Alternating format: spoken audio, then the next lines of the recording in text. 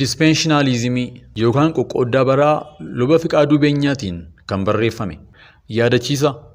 Warra nama arrabsaniif deebii hin qabu garuu luqqisii macaafa qulqulluu keessaa mul'ata Yohaannis boqonnaa 5 irratti bineensichaaf kan arrabsu dubbachuudhaaf afaaniin kennamaaf ለአውሬው ስድብን የሚናገርበት አፍ ተሰጠው akka isaan dubbifatan isaan affeera. Barsiisi jimmaatti socho'aa jiru kun hundeen isaa dispensationalismii irraa akka madde ni beekama. Sochiin dispensationalismii kan jalqabe bara 18 duwwaa keessa nama John Nelson Darbii jedhamuunidha. Barsiisa isaa kana keessatti Scofield jedhamutti akka inni babal'atu irratti hojjete. Darbii barsiisa keessatti caasaa macaafa qulqulluu bakka torbatti qooduun barsiisa isaaf akka ta'utti haala mijeeffate. Isaanis bara jargee, yaada namaa, bara bittaa namaa, bara abdii, bara seenaa, bara ayyaanaa fi bara mootummaa jedha. Akka inni kaayetti bara jargee kan jedhamu uumamaa hanga kufaatitti, bara yaadaa namaa kan jedhamu kufaatitti hanga bishaan badiisaatti, bara bittaa namummaa kan jedhamu bishaan badiisaa irraa kan jalqabe, bara abdii kan jedhamu waamicha Abrahaamii hanga waamamuu Museetti, bara seeraa kan jedhamu waamamuu Museetti hanga waamamuu Phaawulositti, bara ayyaana kan jedhamu waamamuu Phaawulosii eegalee hanga ol fudhatamuu waldaa kiristaanaatti. Bara mootummaa yookaan kiingdamii kan jedhamu dhufaatii Yesuus isa lammaffaatii hanga teessoo adiitti bara jirudha jedha. Isaan kun toorii yookaan outline dispensationalismii yommuu ta'u, isuma kana gara doktiriinii yookaan bu'uura amantaa isaatti. Isaan kana malees wanneen hedduun wal keessa jalaa makaman akka jiran ni beekama. Xiinxala. Tokko dogoggora dispensationalismii qola baasuun waldaan kiristaanaa qabxiiwwan 95 kan qabu ifa gochuun ishee yaadatamuu qaba. 2 baroota macaafa qulqulluu bifa toorii yookaan outlineidhaan qopheessanii doktiriinii godhachuu namichi yoo yaale illee warra kun sirrii jedhanii hordofan kana waa'ee isaanii dubbachuun nama saalfachiisa. 3 barri ayyaanaa jedhamee kan ka'ame bara waamamuu Phaawulos bara 37 eegalee hanga ol fudhatamuu waldaa kiristaanaatti yaadi jedhu. Waaqayyoon kakuu moofaa keessa ture waaqa ho'a, araaraa fi dhiifamaa hin qabne gara jechuutti akka geessu.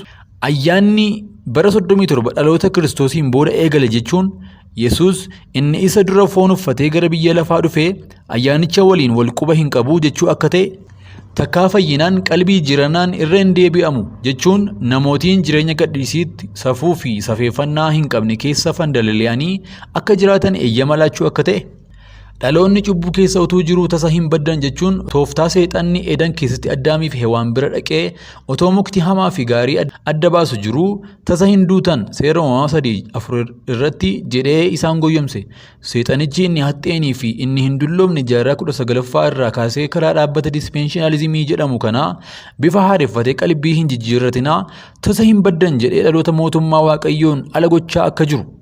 Seexanichi tasa hin duutan isin ija mukichaa yeroo nyaattan iji keessan akka banamu hamaa fi gaarii beekuudhaanis akka Waaqayyoo akka isin taatan Waaqayyo hin beeka. Seera uumamaa boqonnaa 3:4 hanga 5tti akka jedhe.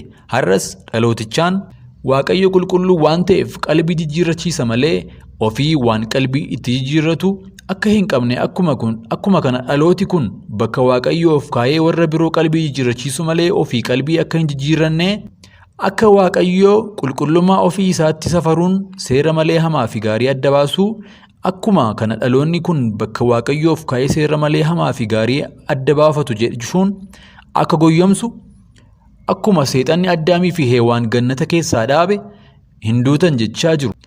Akkuma kana dhaloota waldaa keessa dhaabee hin baddan jedhee akka goyyomsu Addaamii fi Hewaan hamaaf gaarii wanneen jedhaman Waaqayyoon alatti safartuu mataa isaaniitiin yookaan hiika ofii isaaniitiin subjectively adda akka baafataniif seexanni akka gorse. Akkuma kana barsiisa dispensationalismii keessaan dhalootichi safara hamaa fi gaarii akkasumas bu'uura naamusaa isa ta'e seera Waaqayyoo akka balaaleffatan. Gama biraan immoo isa Yesuus bartoota isaatiin egaa yommuu kadhattan akkuma nuyi warra nu yakkaniif dhiifne yakka keenyas nuuf dhiisii Maatewos boqonnaa 9 hanga 12tti jedhaa kadhadhaa jedhee seexanni immoo karaa barsiisa sobaa kanaan bara kana akkas jettanii hin kadhatinaa hin duutan jechaa akka jiru dhaloonni kun irratti dammaquu qaba. Egaa nuyi gama keenyaan akeekki seexanaa maal akka ta'e waan beeknuuf seexanni akka nu hin goyyomsineef kana hin goona jedha 2 Qorontos boqonnaa 2:11 irratti. 4 dogoggorri barsiisa sobaa kanaa dhufaatiin Yesuus Kiristoos si'a 3 yaadi isaan jedhan inni jalqabaa foon uffatee dhufe, inni lammaffaan waggaa rakkinaa 7 dura dhufee waldaa fudhata, raapchar godha, Waggaan rakkinaa 7 yommuu xumuramu deebi'ee dhufee waggaa 1000 lafa irratti mo'a jechuun dhufaatii isaa 3 godhu. Kun barsiisa dogoggoraa ta'uu isaa akka armaan gadiitti ni ilaalla. Dhufaatii gooftaa ilaalchisee tokkoffaa Tasalonqee boqonnaa 4:14-17 irratti Yesuus du'ee du'aa akka ka'e erga amanne akkasuma immoo Waaqayyo warra obbaafatan karaa Yesuus isuma wajjin deebisee akka fidu hin amanna. Nuyi amma dubbii gooftaa keessa waan arganne isinitti himuuf jenna. Nuyi warri gaafa gooftaan deebi'ee dhufu utuu hin du'in jirru warra obbaafatan dura hin buunu jedha. Egaa dhufaatiin isaa asii irratti caqasamee isa ol fudhatamu waldaa kiristaanaatiin akka hin jenneef warri du'an isa waliin dhufaa jiru. Isa deebi'ii rakkina waggaa 7 booddeetti akka hin jenneef jechi nuyi amma dubbii gooftaa keessaa waan arganne isiniif himuuf jennaa. Nuyi warri gaafa gooftaan deebi'ee dhufu utuu hin du'in jirru warra obbaafatan dura hin buunu jedhu waldaan ol fudhatamtee kiristaanota hanga ta'e lafatti dhiistee deemteetti jechuudha. Jara keenyaa Yesuus si'a 3 utoo hin taane si'a 2 dhufa. Dhufaatiin Kiristoos dhoksaatti utoo hin taane akka bakka ba'a biiftuutii bu'u hamma lixa biiftuutti ibsu dhufni ilma namaas akkasuma hin ta'aa jedha. Maatewos 24:27 irratti. 5 kakuu moofaan akka gatii hin qabnetti ilaalu. Rakkoo barsiisni kun qabu keessaa tokko kakuu moofaa gatii dhabsiisuudha.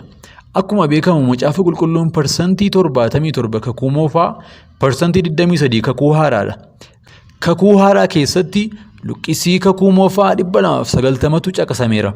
Phaawulos si'a 100 ol kakuu moofaa caqaseera. Ergaan Phaawulos kun immoo kakuu haaraa parsantii 25 qabata.